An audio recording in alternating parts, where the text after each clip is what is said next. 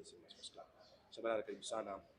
Tunatamani sisi waandishi wa habari na ambao tutazama hivi sasa, mashabiki wa Africans na wote ambao wanapenda ligi kuu ya NBC, kusikia kutoka kwako kwa niaba ya wachezaji wenzako wa Africans, maandalizi kwa ujumla kuelekea mchezo huu mkubwa dhidi ya Simba Sports Club. Habari za asubuhi waandishi wa habari. Sisi kama wachezaji maandalizi yameenda vizuri kabisa, lakini leo tutakuwa na session ya mwisho kabla ya mchezo wetu kesho. Kwa hiyo leo tutakamilisha kabisa maandalizi yetu kwa 100% ili kuhakikisha kwamba kesho tutakuwa na mchezo mzuri ambao tutaenda kuzipigania alama 3. Okay, nikaribisha maswali mawili kwa mchezaji.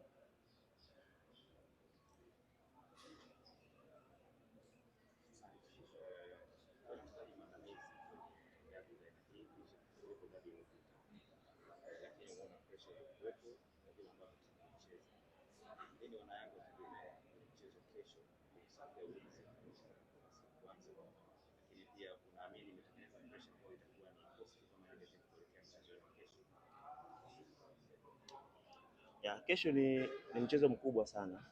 Tunatambua ubora wa wapinzani wetu, lakini so far mpaka sasa nafikiri Yanga ndio timu ambayo ina defense nzuri mpaka sasa hivi kwenye ligi.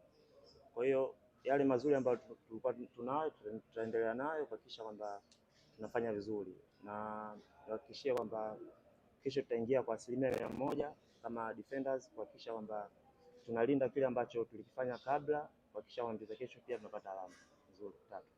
Swali la hili la mwisho.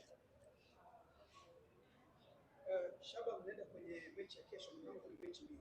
Mechi ya dabi dhidi ya Simba, lakini kuna mechi ya point pia alama. Mnaingia mkiwa na gap na alama 5. Ukifungwa gap itabakia alama 2. Ukishinda gap alama 8. Mnaenda kupambana kucheza mechi ya Simba au mnaenda kutetea gap na alama 5 ambazo mnazo tayari? Ukubwa wa mechi nafikiri kila mtu anatambua.